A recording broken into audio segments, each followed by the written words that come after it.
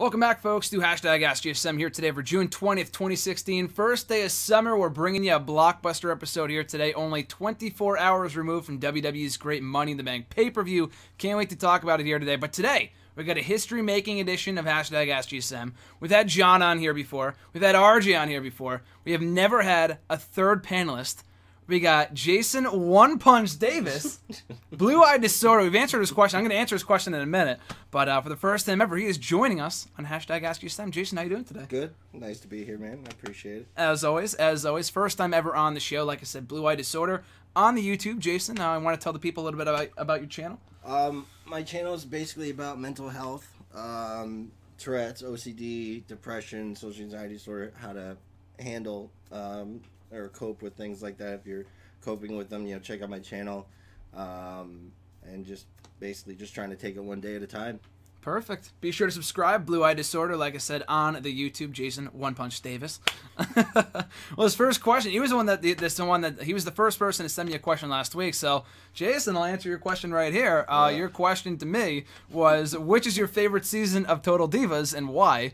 I would say the latest one. I don't know if there's actually been a season that I didn't like. I loved every single episode. And the thing about this question is that Jason busts my balls all the time about watching the show. But I don't know. I like all the episodes, like all the seasons. All 5 seasons. Season 6 is coming up. Season 6 is coming up in the fall. But probably the latest season. I enjoyed watching with friends and whatever, as opposed to like all the other seasons I would just watch by myself on like my fucking laptop or something. Yeah. So it's better to watch it with other people. But probably season 5. Who's your favorite diva? Favorite Total Diva? Mm-hmm. I was gonna say favorite women's wrestler is different, and they're not called divas anymore. I know. Well, okay. Favorite Total Diva. Yeah. Or women's wrestler. There's a difference. Which? We'll say Total Diva. Both. Okay. Favorite Total Diva, Paige, easily. Oh. She's not the greatest person on the show. She comes off as a bit annoying at times, but I do love Paige. And favorite women's wrestler, I would say Bayley. Have to be Bayley. Really? From NXT, yeah. Overall, on the main roster, I can't say who on the main roster. I love Maurice too, but Bayley, I'm a big Bayley fan. Maurice. Awful. Smoke show. Love Maurice and Miz. Awful. First question from Emmanuel A., also from the YouTube. His question was, this build to Money in the Bank has been kind of fun, but pretty forgettable. That's mostly in regards to everyone in the Money in the Bank ladder match being put in multiple combinations of matches with each other. They're good wrestlers having good matches, but also having inconsequential wrestling for the sake of wrestling. Honestly, if these guys were a lesser group of 6 people, facing nearly every combination of each other every week, would these Raws and SmackDowns have had a lot less going for them? So, Jason, I'll ask you first. Do you think, obviously we had Money in the Bank last night. Raw and SmackDown. And you watch Raw, or not SmackDown, just Raw. Yeah. I won't watch SmackDown until it goes live. Okay, which is next month, so we got a little bit to go. Would you say that in the build to Money in the Bank, were you looking forward to that match because of the matches that those 6 guys were having with each other? I'd say I was. I thought they were pretty much just, doing like he said, where they would have each different combination face each other. I thought it gave each of them a little more, gave us the idea of maybe certain ones winning it over more than the others, but I think overall it was well. I didn't see Del Rio having a chance in hell, but that's just because of my own personal beliefs. But yeah, it's Sami Zayn with the whole him being the underdog. I thought maybe there'd be a chance, just from how they booked him and stuff, but we all know how that turned out. Well, pretty much everyone in the match, like you said, had a realistic chance of winning. Even Del Rio, I would say there was a slight chance, but he was obviously the least likely to win, of course. But even still, he won the first one, right? Exactly. Well, not the first one, but he was the only one in the match to have won a Money in the Bank ladder match before and become world champion. But still, there was a lot of people in the match that had a realistic chance of winning. All the matches were great. And like you said, if there were like other people in the match that had no chance of winning, like last year we had fucking Sheamus, Neville, Kofi Kingston, Randy, like people that wouldn't win. Like they were all like Kofi was always in them too, and he's never won. No, like but he always did like the best spots. Yeah, exactly, like in the Rumble match. Yeah, exactly, and he's never won. So at least this year it was a lot better because not only that, but a lot of these guys have been feuding before too. Like Owens and Zayn obviously have had their thing going. Ambrose and Jericho, so they all have history, and Cesaro has been feuding with Owens and Zayn too. So it was a lot of fun, leading up to the pay-per-view last night. I know this one, you're going to have a lot of opinions on this one, Jason. We were talking about this the other day. Is Ty Dillinger becoming too popular to be an enhancement talent? The strange thing about this, the strange thing about this is probably his gimmick. The effort he's given to the Perfect 10 character has actually gone beyond the value of his performances, if that makes sense. It's kind of a rarity, like I like Heath Slater, but I know he's specifically designed to be a loser for life. What's making Ty Dillinger stand out? Ty Dillinger is a great talent. Like I said, we talked about this the other day. I don't know why he's an enhancement talent. Probably just because we have other stars right now in Austin Aries. Balor, Joe, Nakamura, the rest of the crop of competitors in NXT right now. I've talked about this before, but the guy deserves to be so much more than what he is. The Perfect 10 character is just so fucking over in Full Sail. Like, they need to do more with him before they start rioting or something, because the guy should not be a jobber. But any thoughts on the Perfect 10? He reminds me of Rollins. Does he really? I don't know. There's something about him that reminds me of Rollins getting over with how he connects with the audience. I think they just think it's so over the top, but it just works for some reason. It just sticks out compared to everybody else. Yeah, the gimmick itself is something we don't really see. We've never seen the narcissist Lex Luthor. It's not like Chris. What was his name? Chris Masters. Oh, Master. It's not like that where it's narcissistic. It's just his ability. He's saying is perfect 10. And, or like Mr. Perfect. It's not like he's kind of like a new era, kind of like Mr. Perfect almost. Almost, yeah. And I think that's a great comparison, just because you take Mr. Perfect compared to Masters and Lex Luger. Those guys cannot do what Dillinger does in the ring at all. Exactly. Like Lex Luger was not a great wrestler at all. Jesus. Masters sucked too. And those guys didn't last too long. Dillinger, like you said, he's got a similar gimmick. But the thing, what makes him a perfect 10 is that he actually might be a perfect 10 in the ring. Like, he's a really good wrestler, and that's what makes him stand out, like you said. Next question, also from Emmanuel. His third question was, have you ever heard of WWE planning a documentary of 1997? I heard on Saul Monster Sounds Off podcast mention it in a rumored list of upcoming docs, and as I was thinking about it, I started gaining an admiration for WWF in 1997. There were actually a lot of great stuff coming out of that year. The second stage of the Hart-Austin feud, plus Bret Hart's heel turn, the reformation of the Hart Foundation, the first ever Hell in a Cell match, and the debut of Kane, and one really great Raw in September held at MSG, where Triple H fought Cactus Jack and Stone Cold Steve Austin, did a stunner on Vince McMahon for the first time. Do you share any fondness from 1997? Now, me personally, no, just because I wasn't around, but I got a lot of mm-hms over here from Jason. Said, Jason, what's your love for 1997? I loved 97. That's the same year I went to... In Your House, right? In Your House, It's Time. I haven't heard anything about a documentary, but I think it'd be a great idea. I mean, that was also... was the Montreal Screwjob in 97? Yeah. Same year. So... I mean, well, they did do Bret Hart Wrestling with Shadows. I think that was a documentary that was filmed. It was filmed in 97, yeah. That was filmed at the Screwjob. Around the Screwjob. Yeah. But yeah, 97 was great, man. It was a great year. Because I started watching in 95, I want to say mid-95, late 95, and then 96 popped up, and then that's when I got into WCW with the whole NWO, because I'm like, why is Razor Ramon and Diesel on WCW? Yeah. But 97, yeah, that'd be a great documentary if they went back and did it. But great year. They could. I mean, I think the reason why it is a great year for wrestling. It's funny because I watch back those.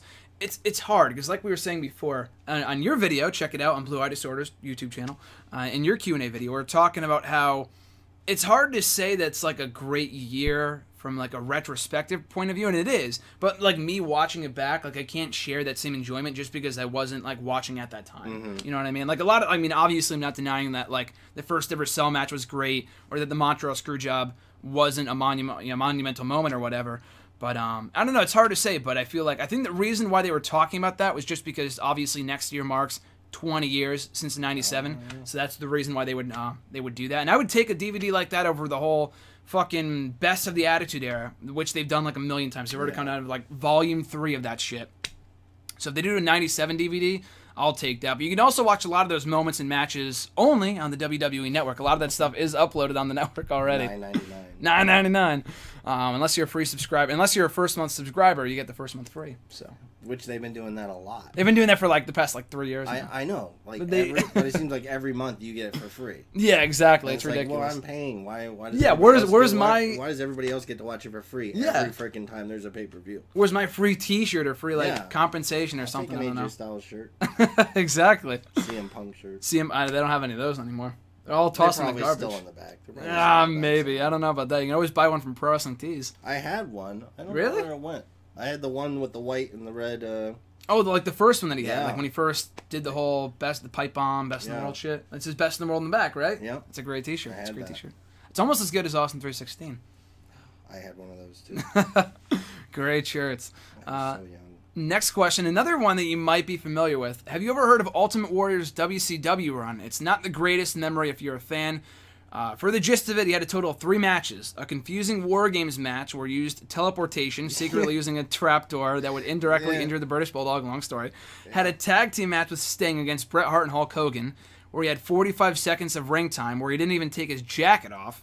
And finally, a WrestleMania 6 rematch at Halloween Havoc in 1998, where he and Hulk Hogan had a feud based on magic and attempted to imitate Batman and fake hallucinations, culminating in a polar opposite of what they had at WrestleMania. So for me, obviously I'm aware of the WCW run. The only match that I've seen, and it was on Warriors DVD, was that Hogan match, which is fucking awful, by the way. With the fire? With the fireball, With exactly. the fireball that he missed. And he hated it. He talked about it in his doc like it was one of the worst things he ever partook in. Like you said, it was an awful run, but obviously I wasn't a fan at that time. So, Jason, maybe you could shine some more light on it. It was terrible. I went to a Nitro back in '97, and a Warrior would do his shtick where he would appear up in the rafters, kind of like Sting. Yeah. And they'd have the Ultimate Warrior logo, like the bat symbol, same Warrior channel, same Warrior time, something like that. I remember the trap door thing with War Games where you could see him through the smoke. Like he injured Bulldog. Something happened where he dropped the British Bulldog on the trap door, which was not like the rest of the ring, so it hurt him or something like that. But you could see him go underneath. Yeah, like his WCW run was terrible, but they were trying to get one over on the WWF at the time. Yeah, with all their star power. Yeah. But it was terrible. That's bad. It was bad. I know you didn't mention it, but that one, it's not a match, it's a segment. The thing where he was also looking in the mirror, where Hogan was looking in the mirror. Oh, it made no sense because we could see him. Yeah. It would have made no sense. Yeah. Hogan could see him, but if we could see him, then we know that he's really there. Yeah. It made no sense. The whole thing was a fucking mess, like you said. Yeah. It was just very so bad.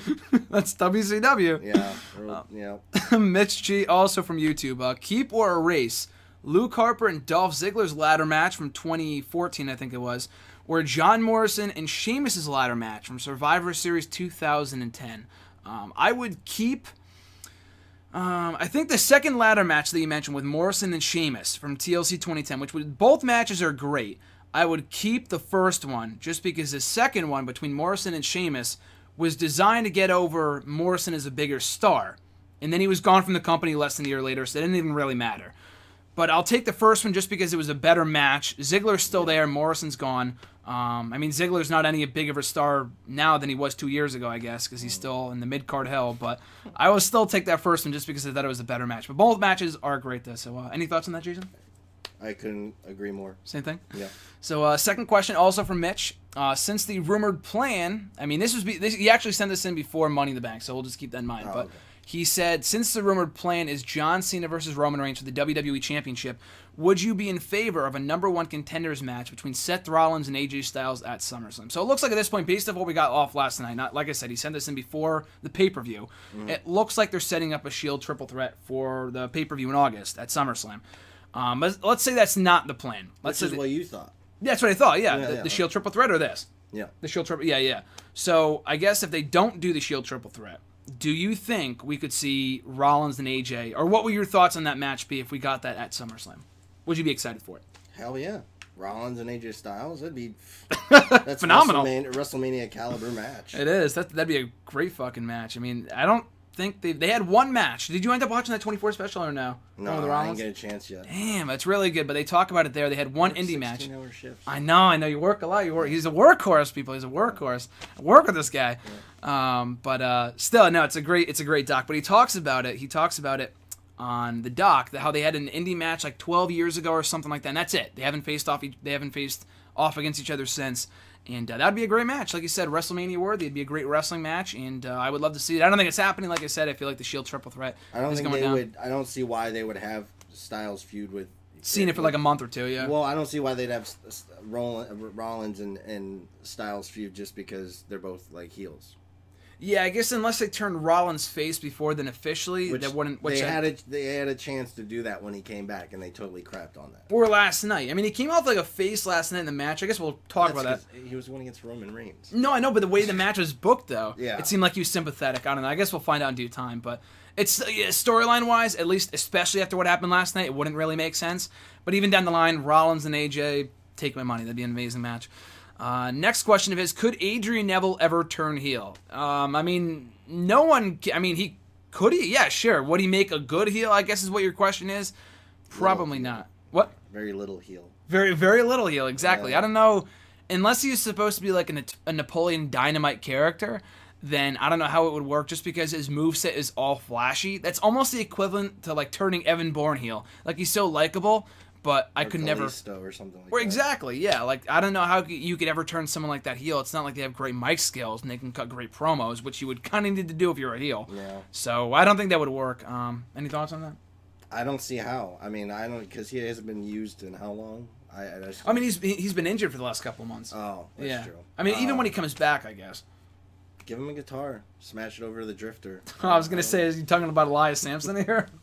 Awful character. Oh my god. We share a disdain for Elias Sampson here. Oh my god. Next question: would you watch a Money in the Bank ladder match with these participants? Kofi Kingston. I feel like these are all your favorites, Mitch. But let's see: Kofi Kingston, Tyson Kidd, Eric Rowan, AJ Styles, Zack Ryder, Curtis Axel, Tyler Breeze, and Baron Corbin. So let's see: Kofi, Tyson, Eric Rowan, AJ Ryder, Axel, Breeze, Corbin. That's 8 people right there. I would not watch. I mean, I guess I would watch it just for AJ, but everyone else in that match is almost throwaway. Like that feels like a match I would see on like WWE superstars. Nothing against you, Mitch, but I feel like a lot of those guys are great wrestlers, but more than half of them have not meant anything in almost 5 years. Mm-hmm. So I would not really. I would not want to watch that match. Would you want to see that Money in the Bank ladder match? No. No. Last night's kind of blows that one out of the water. Yeah. The first KFC card prediction for Battleground. I mean, it's hard to say. I guess we're going to find out more tonight on Raw.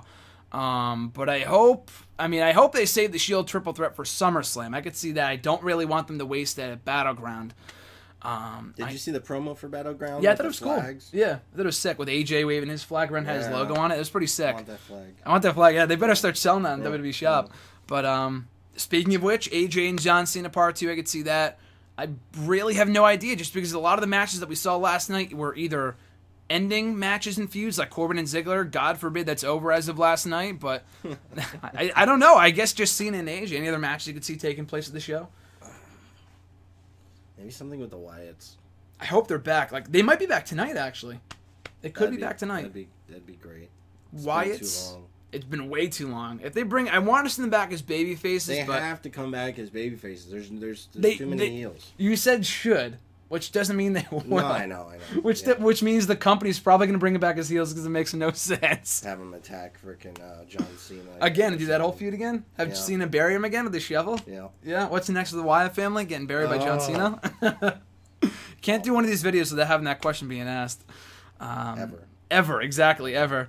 Next question, thoughts on part-timers like Goldberg, Jeff Hardy, and others coming back for the brand split. So there was a report yesterday from Wrestling Inc. or fucking Dave Meltzer or something like that, that said that WWE was reaching out to a number of names, guys like Goldberg, Hardy, Kurt Angle, Carlito, MVP, all guys that have been rumored to come back for a long time now. So I don't know how legitimate this is.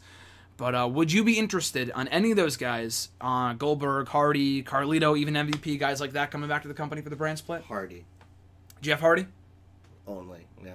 Goldberg will never come back he'll never come back and wrestle even part. I don't see him doing part-time I stuff. feel like if he's going to come back, he'd just do one match.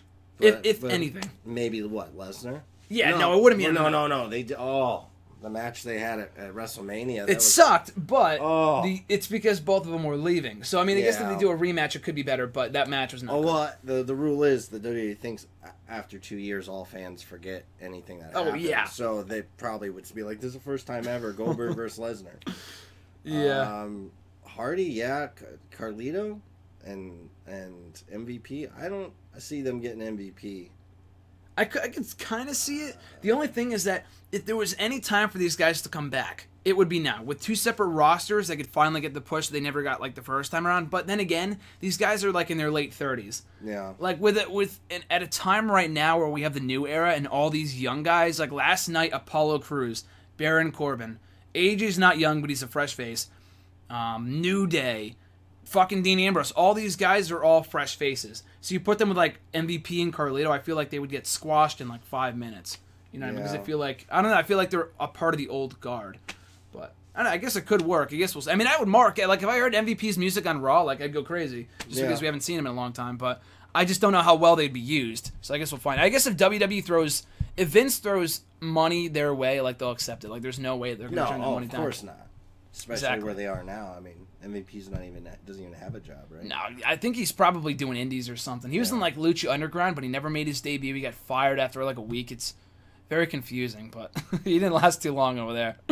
At E13A, I don't know if you've already evaluated it, but thoughts on the recent Hardy Boys feud in TNA and what people have been saying about it. So I know you don't know too much about this, Well, you or see the segments. I can't. It's on what, Pop TV? I don't even get the channel. I have to go out of my way to watch it. Yeah, I don't even know where to find it. Yeah, no, people.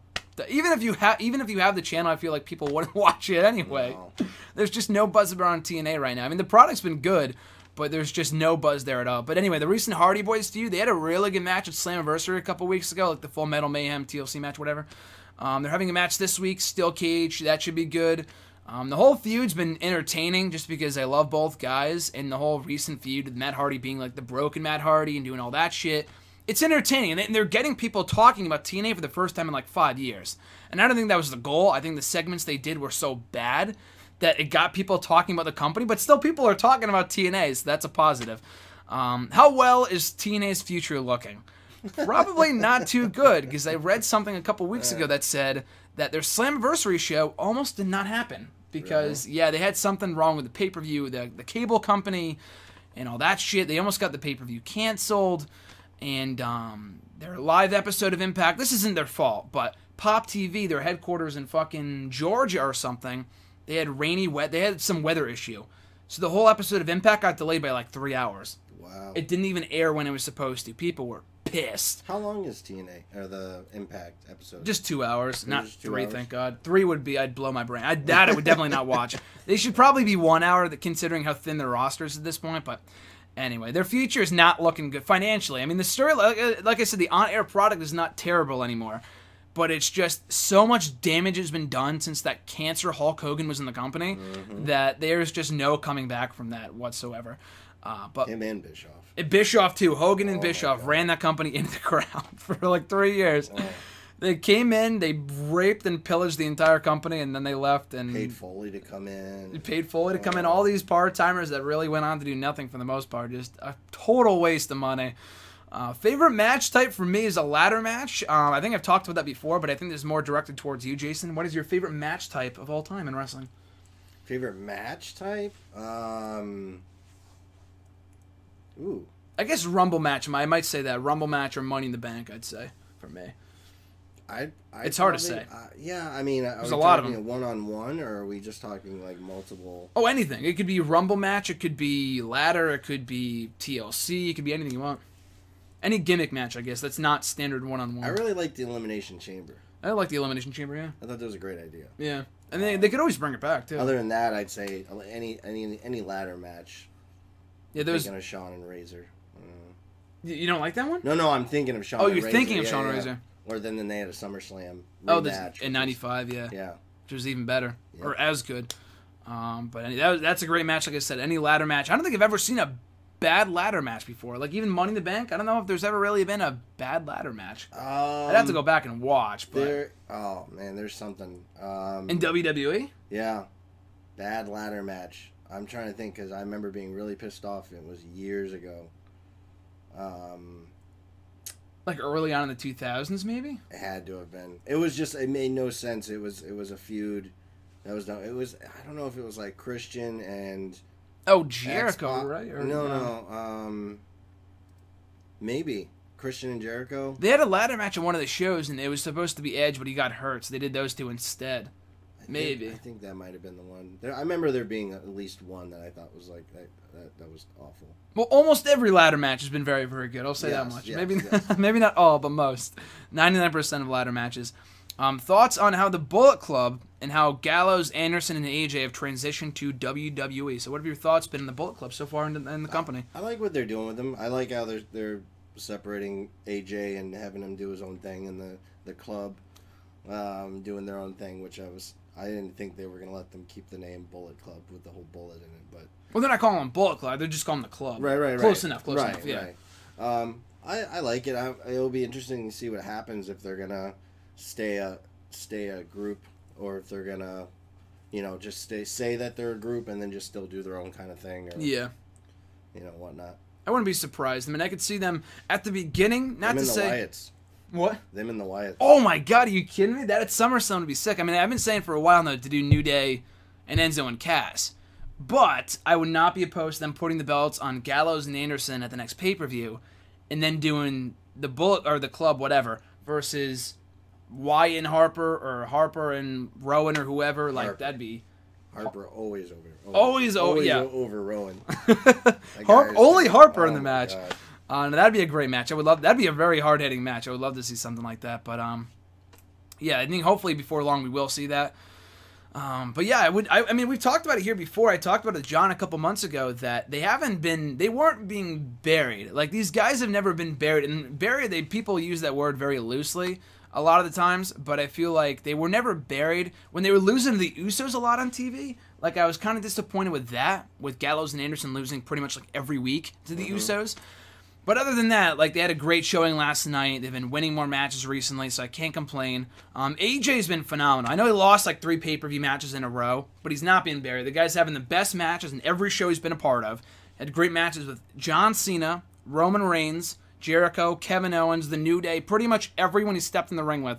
He has not had a bad match yet in the company since he's been here since January. So he's been used a lot better than I thought he would be. I thought he'd come in, they'd call him CJ Miles, and he would lose every other match to fucking Jack Swagger on main event. Like, that's what I thought they would do with this guy. Thank God that's not what they're doing, but it could have been a lot worse for anyone thinking that. Like, what else could they have done with him? Other than winning the championship right away, there is no better way for AJ to be used than in feuds with the 2 top guys in the company, Roman Reigns and John Cena. Like, you can't get any better than that. Yeah. Right off the bat, exactly. And he beat John Cena last night, albeit dirty, but he still beat him. Still won, still counts. Exactly. A win is a win. Next question. Rank the following wrestlers in salvageability. So in terms of how they could be saved from their awful gimmicks. Dolph Ziggler, Jack Swagger, Sheamus, Big Show, and Primo and Epico. So my list was the following, from least salvageable to most salvageable. From Swagger, I feel like you just can't do anything more with him. I feel like he's just done. Primo and Epico, maybe if they change the gimmicks, though you can salvage them. Big Show is a different story because I feel like he could just do one thing and he's back to being like relevant again. I don't like Big Show, but he can be salvaged. Ziggler, same thing. I feel like he's really, really good. I feel like turning him heel could do wonders for him. Just right now, no one gives a shit at all. And then Sheamus, I feel like I'd put over Ziggler just because Sheamus, there is something there with him. There's just not much for him to do. But if they made him a dominant monster again, he could be entertaining. But just as whatever the hell he's doing right now, which is almost nothing, no one gives a shit. So none of these guys can really be salvaged, but some more than others. But any thoughts on who could be saved and who can't be? I feel like the Big Show, they'll use him for anything just because he's so big. He's just an attraction. He's just an attraction. Like I want them to do the Shaq thing. I don't know if you noticed. Did you notice the Shaq commercials in between the pay-per-view last night? I did notice that. I didn't put 2 and 2 together with the Big Show thing. Yeah, but that's the only thing I want them to do is like if Shaq and Big Show feud. Yes. Just it'd be like Godzilla versus King Kong. Yep. I've been saying that for 5 years now. I love that you said that. They've been always teasing it. They've been teasing it since like 2009, They've never done anything with it. Yeah. I was very happy that he was in the Battle Royal this past year and they had that little brief interaction. Yeah. And it was short-lived, but they've been talking ever since about how it might lead to something next year in WrestleMania when they're in Florida, which is Shaq's backyard anyway. Oh, yeah. So they could do something like that. And I'd be totally for that. I've been saying for the past 5 years now, the only match I care to see Big Show in at this point... is against Shaq. Ever. Honestly, Yes. like there's no real dream matches with Big Show other than with Shaq. So, and it would get WWE some mainstream publicity. So I would definitely love to see something like that. I think they'll probably try to put him with Cass. Oh, probably. And as long as Big Show loses, because they tried to Yes. do that with Eric Rowan a couple years ago. Yeah. Like maybe And Eric Rowan. he really hurt him with the steps. Yeah, and he really hurt him. Oh. And like he beat him like twice. Like people were like, I was pissed about them. Like this makes no sense. People were saying, oh no, he's got to get his big win over Big Show down the line. Did he ever get that big win over Big Show? He never got that big win, people. So that's like the definition of a burial. I do not use that word very They often. tried but to make him a savant or something. Remember he had Oh, the fucking Rubik's Cube, yeah. And then he was like saying poetic things. Yeah. And then he had the mask off, and then it just went nowhere. Yeah, Like, no, they tried to turn build him- momentum, turn yeah. him face, and they did not. And then they just decided 3 weeks later, like, no, let's just put him back with the Wyatt family. it was so Made stupid. no sense whatsoever. No, it was a total waste. Next question of his: of all the WWE championships plus the NXT title, sum up their trajectory in 2016 so far in one sentence each. I'm not going to do every title, but that's kind of an in-depth question. But I'll just say this: I guess so far in 2016, I guess basically what they're asking is like how much these titles have meant. Like for one thing, like the U.S. title meant a lot more at this time last year than it does Cena. now with Cena. Exactly. The WWE title still feels prestigious to me. That doesn't feel like it's being wasted. Like there was a time a couple years ago where that belt was changing hands like every other pay-per-view, and it was ridiculous. Yep. And I mean, I guess it worked for the Attitude Era, but it worked. It did not work like in 2011 when they were doing it every pay-per-view. It becomes a toy at that point. The IC title, I feel like it's good with Miz. The women's title's fine. The tag team titles are great with New Day. Samoa Joe, I feel like, is the best champion they have out of anybody right now. The NXT tag team. I mean, there's really no other. There's no other titles that really mean like shit other than like the U.S. title, which they're doing better by with Rusev. But Are they trying to bring back the cruiserweight? I don't know if they'll bring back the belt for this shit. They might. Because I know they're doing that tournament. Yeah, on the network. Yeah, I've heard Yeah. rumors they might bring back the championship. So Because then they could have their own division of Neville's and exactly, all the guys are not doing anything with anyway. Kalisto and All the smaller guys. They could even put Ryder in there if they wanted to, if he's small. And I don't know if he'd fit the I don't weight think limit, but I don't think he would. but guys like that though, I feel like would fit Sin Cara, so guys like that would fit perfectly in that division. But I could definitely see them bringing back that championship now more than ever with the new show coming about. Matt Hardy, DX fan, also we're moving out into Twitter questions. What are the greatest feuds of your basically greatest favorite feuds of yours from Chris Jericho? So, Kind of similar to me. Oh. yeah, these are on mine, yes, but Oh wait, what was the question? favorite greatest- Chris Jericho feuds or greatest Jericho Him and feuds? Shawn. Him and Shawn, absolutely. Him Yeah, and that's what I Shawn. put, yeah. The Punk thing was okay. Styles, I felt like that was like really just went through that really way too fast. Me personally, I'd say Shawn. Absolutely. I feel like the greatest. Loved it. Oh, that was a Loved great that feud. It was the highlight of 2008. I don't feel like he's had a lot of great feuds. I mean, Jericho's one of the greatest of all time. But Him and Benoit. him and Angle, like a lot of those feuds that he had early on in the 2000s were great.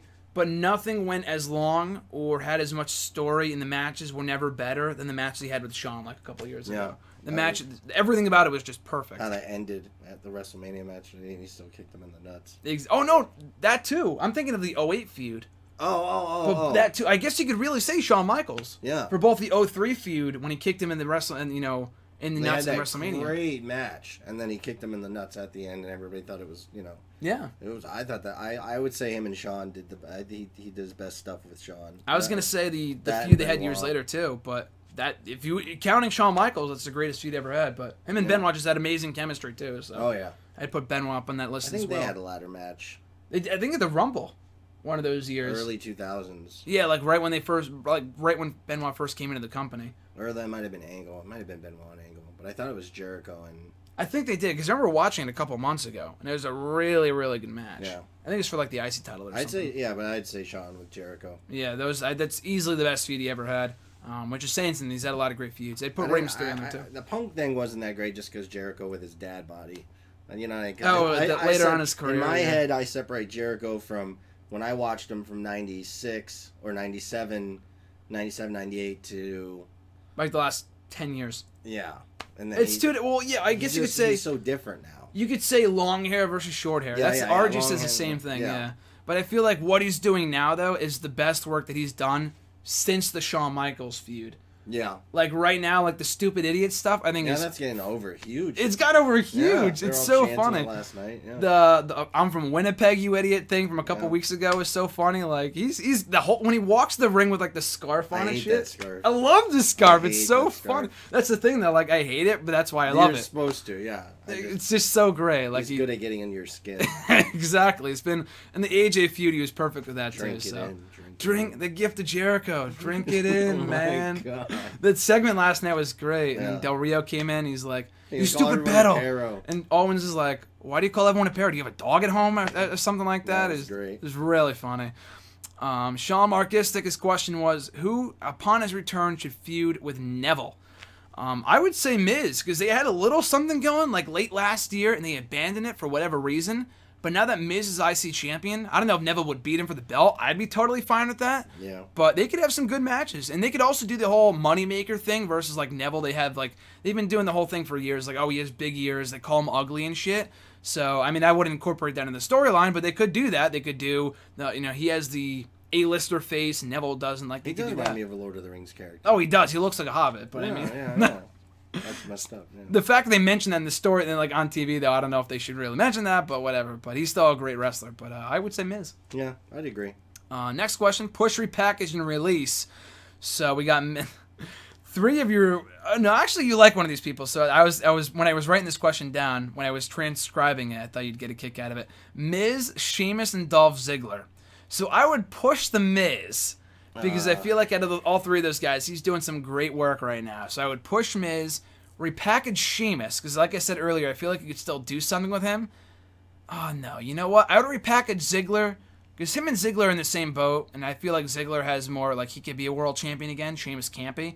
So I'd repackage Ziggler and get rid of Sheamus, because no one gives a shit about him anyway. So what would yours be? Push, repackage one, and release one. Repackage Ziggler. Okay. No. Push Ziggler, repackage Sheamus. Release Miz. I knew that's what you were going to say. Can't stand the Miz. Hates the Miz. Miz. Put a J in front of the M. What, Jamiz?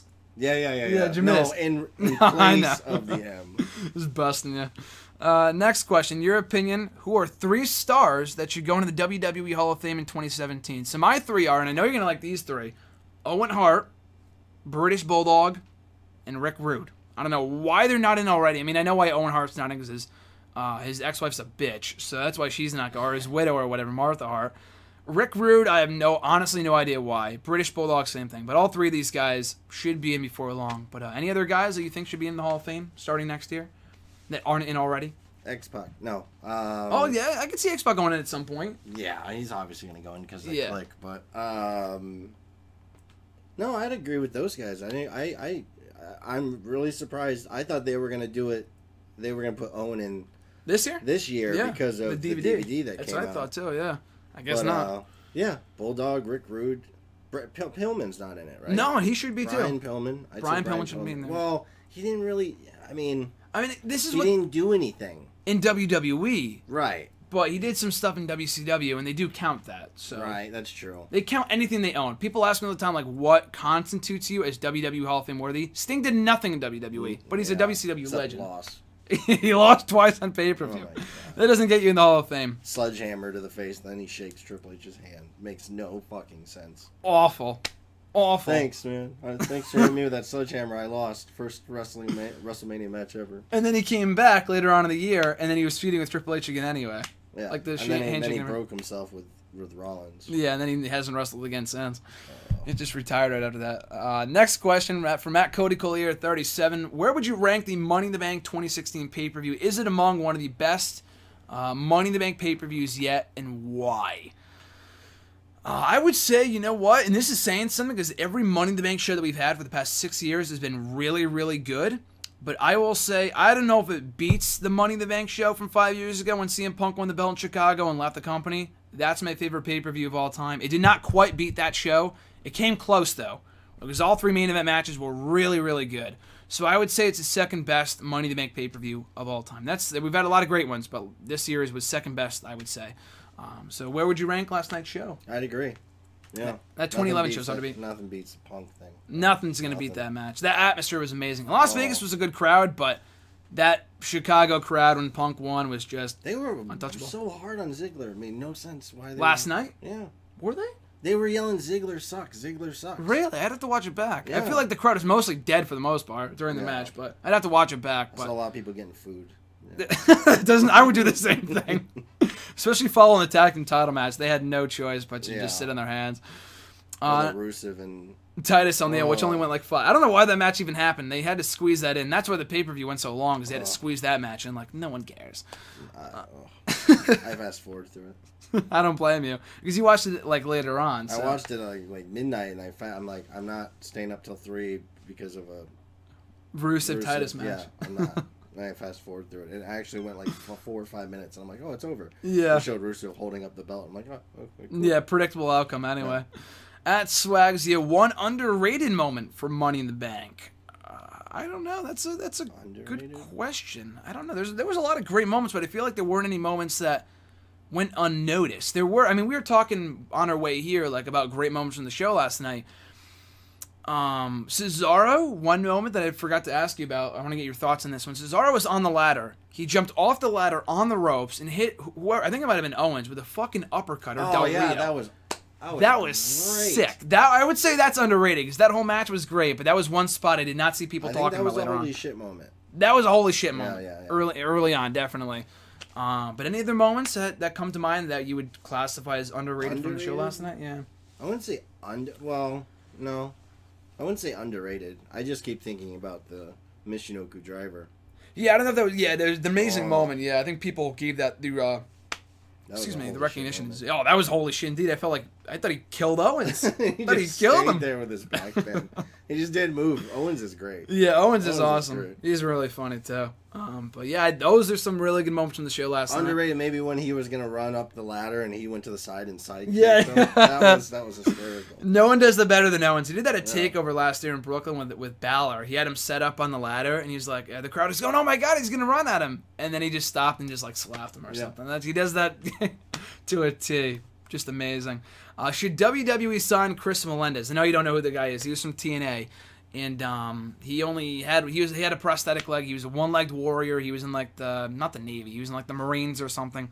I know who that is. You know who that is? Yeah. He did not last long at all. He just left the company like a week ago. But he didn't do nothing of note in the company. He really was just there for the buzz. They signed him for the buzz. Like, oh, they have like a one-legged guy. Like, that's cool. And they didn't really. He already did that with Zach Gowen. Yeah. So why would they do it again? And he was the wrong guy.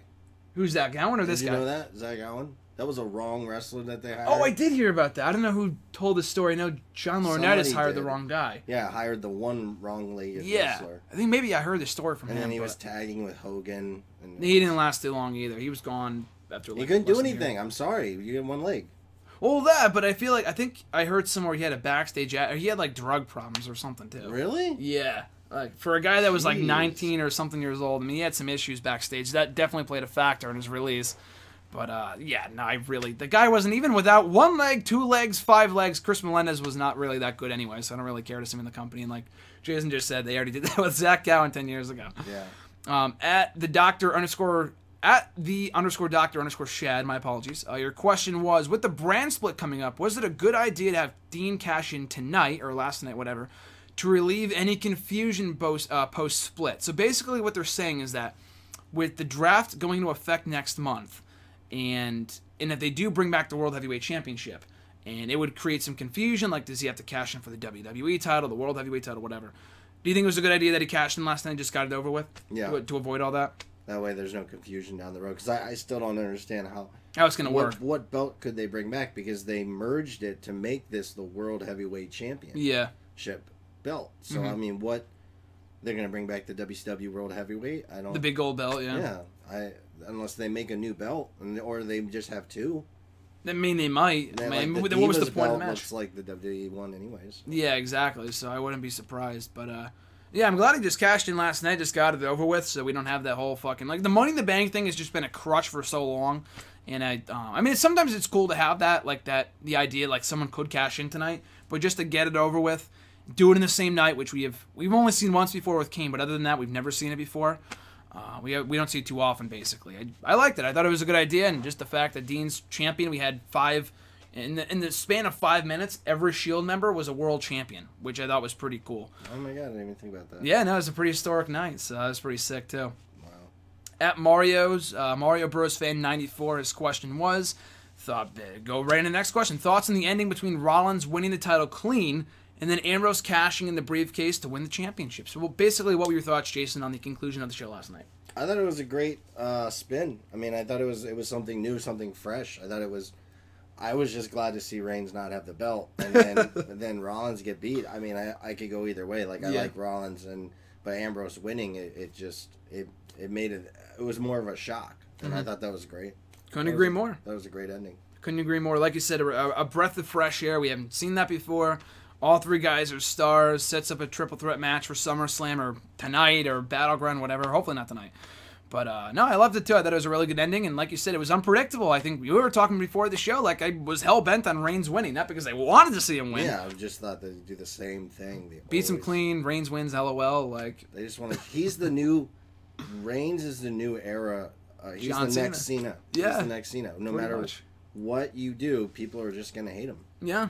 I mean, especially, even Cena's getting some of those fans back. Like, I do not despise John Cena as much as I did 5 years ago. Roman Reigns is taking that spot pretty quickly. His next question, also, do you see Ambrose holding the title for a long time, or do you think he'll lose it at SummerSlam to either Reigns or Rollins? Do you think it's going to be a short-lived title reign? Yeah. I think so. I don't think he's going to be holding it for like 434 days like Punk did or anything. He might hold it on until SummerSlam, but I feel like it's only temporary. I feel like Reigns becoming a 4-time champion in the matter of a year is just sickening to me.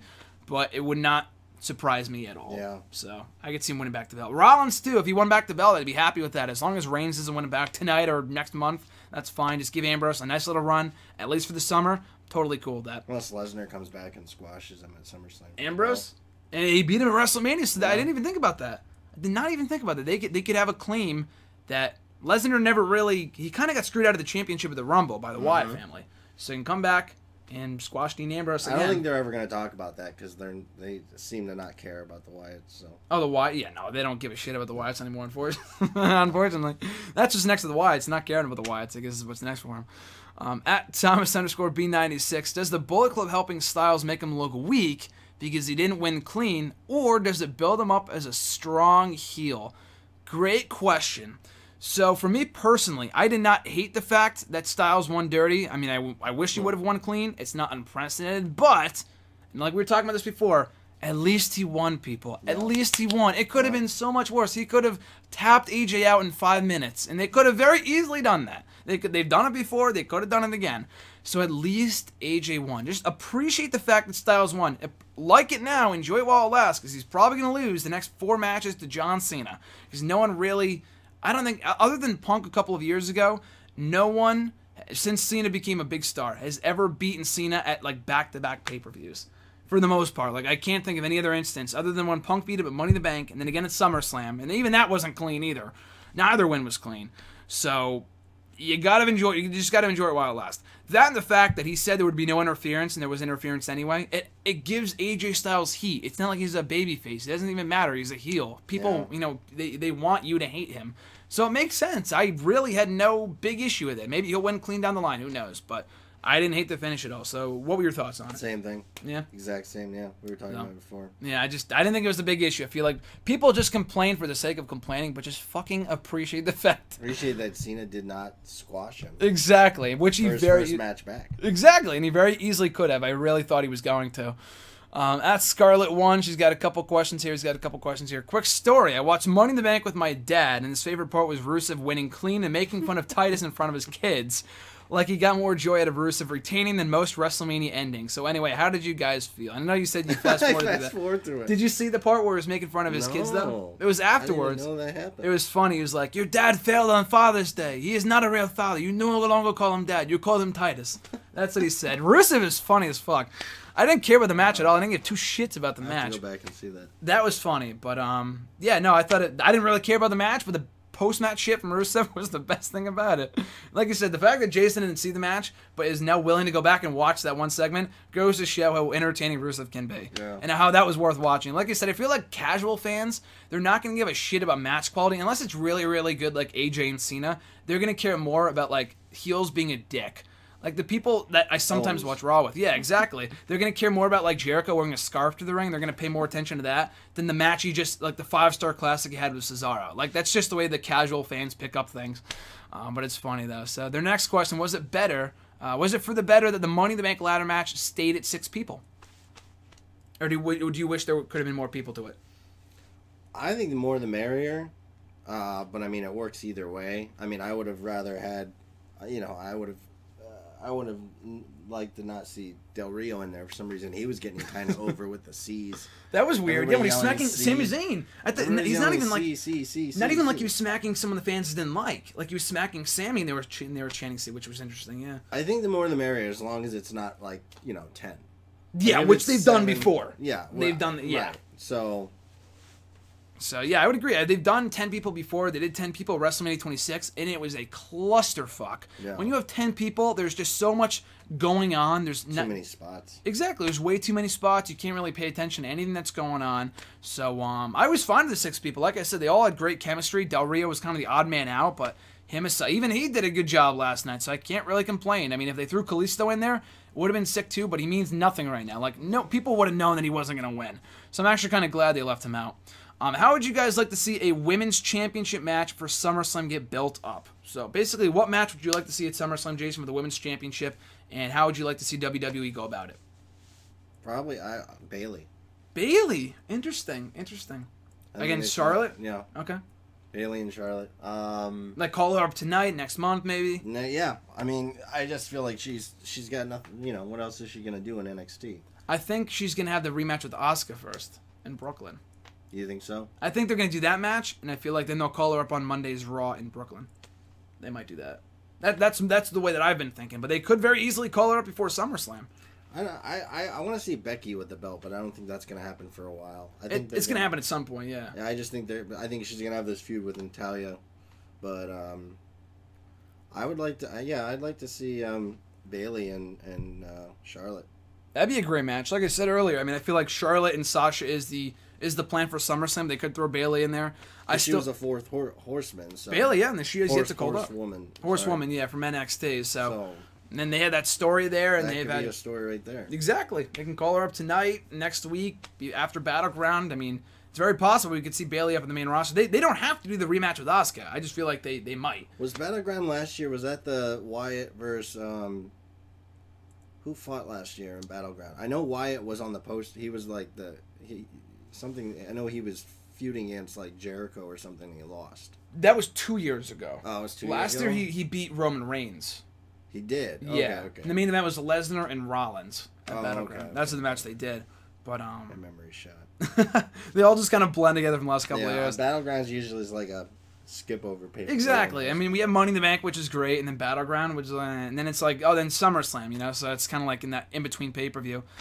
Familiarity with wrestling from the past and outside of WWE. Not exactly sure what you're trying to ask here from the past. I mean, basically, I guess we'll just... I don't know if this is even what you're asking, but I'll ask it for you. I'll transcend it into this question. You've been watching since 95, right, Jason? Mm-hmm. 95? Okay, we'll just answer that question that way, because I don't know how else you can really answer that. ECW? I guess. Well, that's that. What else do you watch other than WWE, if anything? ECW, I got into ECW. I was always watching the WWE since... I've been watching it since I was 8, so you're talking like 90... 92 or something. Shit, yeah. I grew up watching like the WWF when it was like Jake the Snake and Macho Man feud and stuff like that.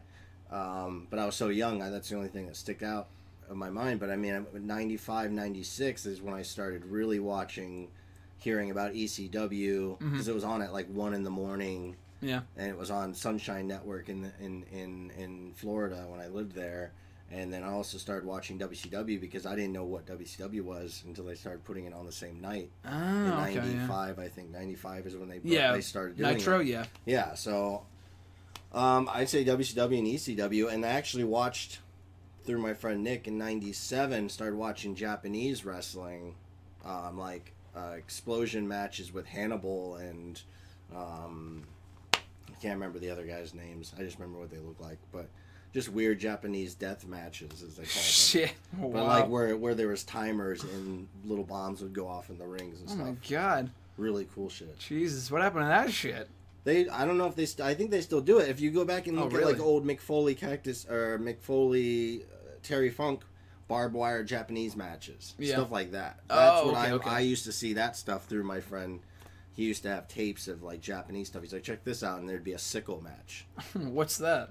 They would have a sickle in the ring, a blade, and they'd sit there and use it on each other, and the barbed wire would be the cage. Yeah. And there would also be explosions in the match. And holy fuck. Yeah, it was some sick stuff. Look at that shit in the network. Vince needs to get the money out of his pocket. There was no blood too, because it's all the explosions are nothing, but they're just fireworks. But it was still really cool to see when you're like 14 years old. You're like, oh my god, it just blew up. Yeah, no, that's awesome. They need to pay for that shit and get it on the network. Jerry Lawler invading ECW. That too. Yep. I remembered that when that happened. That was but that's the only outside kind of wrestling. I didn't watch like NWA or anything like that. Yeah, no, like the old school stuff. Yeah, I didn't watch any of that. No, but WCW and ECW is still sweet too. I mean, that's pretty much the top. The good ECW, not the WWE's ECW. Not that.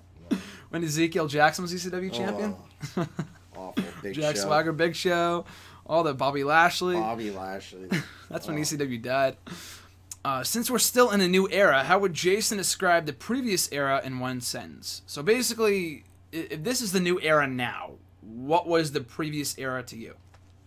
I don't even know what reality era. That's what I was thinking too. And when would you say that started? With like Punk, or before that? I think Punk started at the pipe bomb. Yeah, I think his Vegas pipe bomb thing was the start of the reality era when they were doing shoots and everything like that, because people love shoots. So I would say with Punk. Yeah, and they kind of incorporated more reality in a lot of the storylines too. So I'd probably classify it the same way. Is there a bigger potential for a WrestleMania match? Is there a bigger potential WrestleMania match than Big E versus Big Cass versus Big Show? Would you want to see a big man triple threat match? No. What would be the point? It's big versus big versus big. It'd be so slow.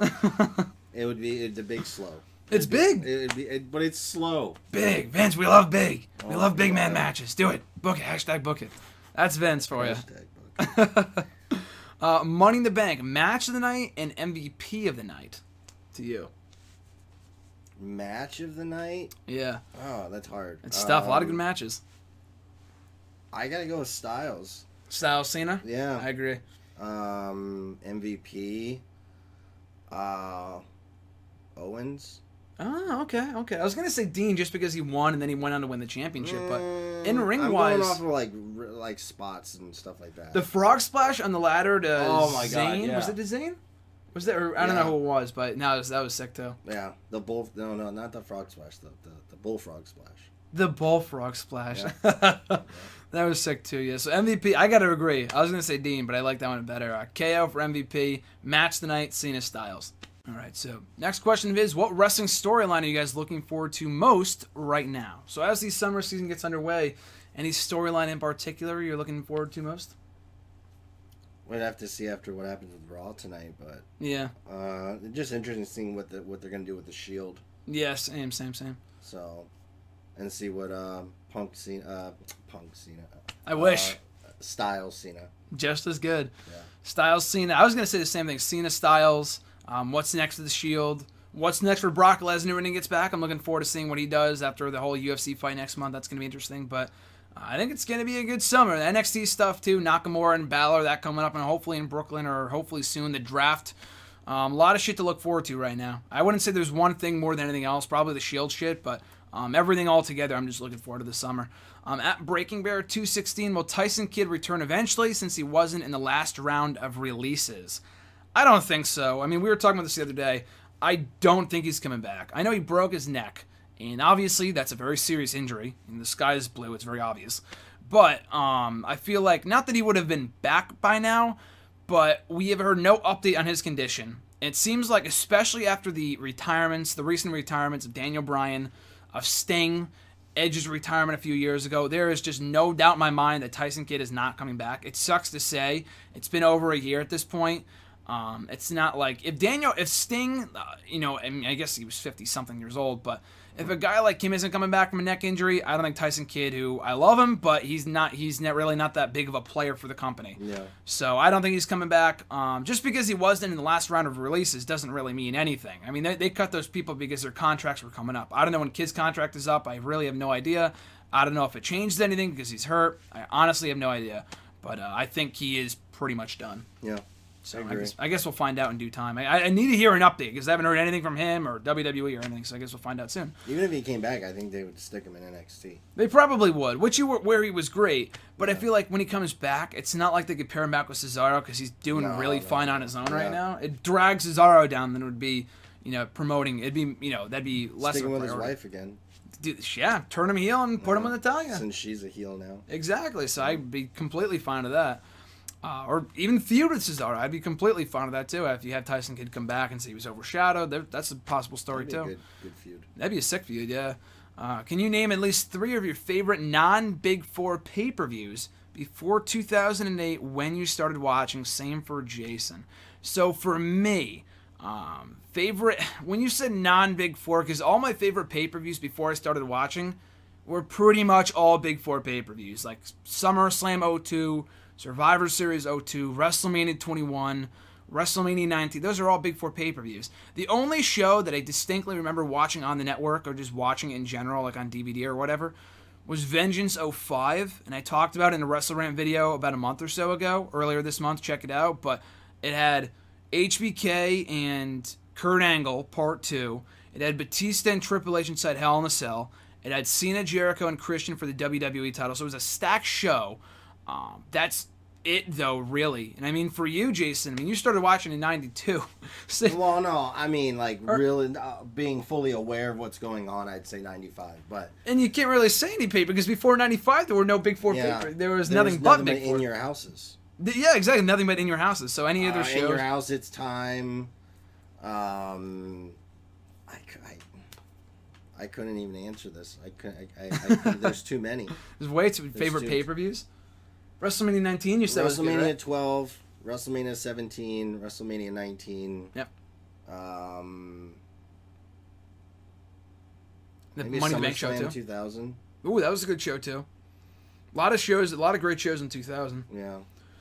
So a lot of those good shows. I mean, I would say also from recent years, we don't have a lot of good money, like a lot of good level B pay-per-views other than Money in the Bank. So, I mean, it's hard to say, especially if you can't really answer that question because there weren't anything but Big Four pay-per-views before you started watching. Yeah. But only in your house, like you said. Who deserves to be more over than they are right now? I say Becky Lynch, Austin Aries, Cesaro, and Roman. I'd agree with pretty much all of those. And I know you said Roman. I mean, he deserves to be more over. It has nothing to do with him whatsoever. The guy is great. He's just booked like shit.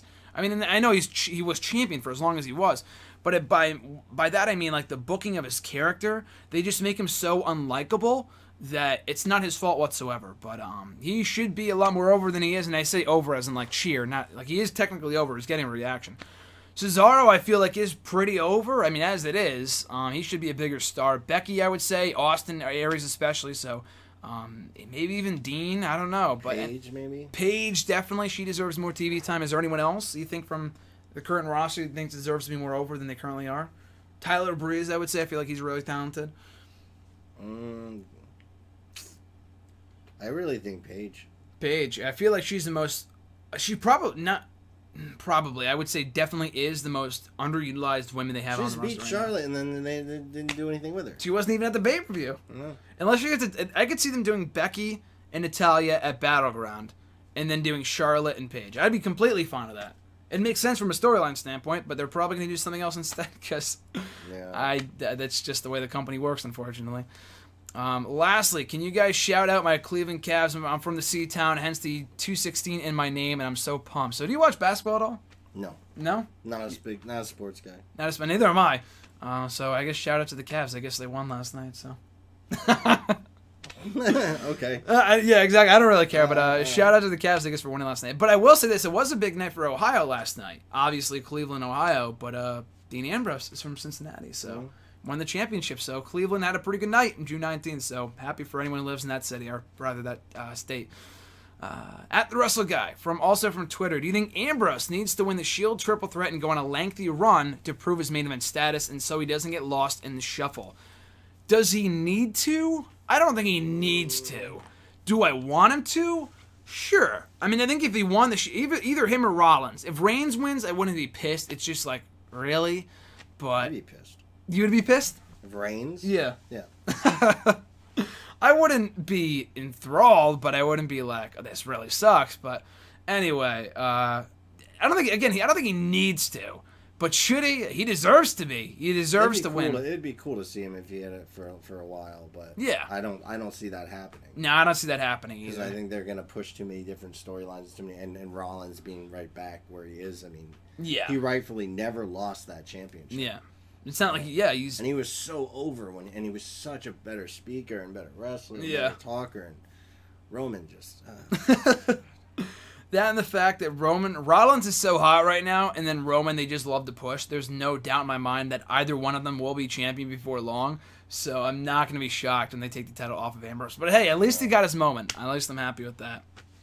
His second question here is final two questions from At The Wrestle Guy. With some of Reigns' heel-like tactics and a clean loss to Rollins, do you think this could finally be a sign of the long-awaited heel turn? Jason, did you get that feeling last night? I didn't get that feeling, but it'd be awesome if he did it.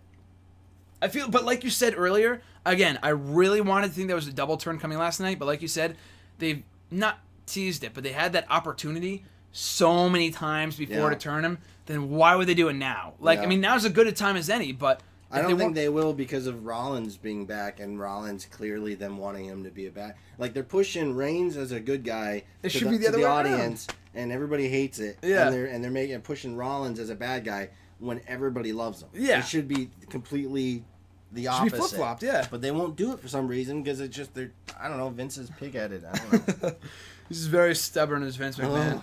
But I don't really see any reason why they don't need to. It's not like they're losing a top babyface in Roman Reigns. You could turn Seth Rollins. You could do the double turn. Like you just said, it makes perfect sense. Not only that, but then you have Dean Ambrose, who is now the world fucking champion, and he's a top babyface. So why would you not turn Roman Reigns at this point, given how less significantly over than he is than the other two Shield members? So will they? It's debatable. I don't know whether they will. Should they? Absolutely. And the final question here, great one to end on, Jason. We're both huge CM Punk fans here.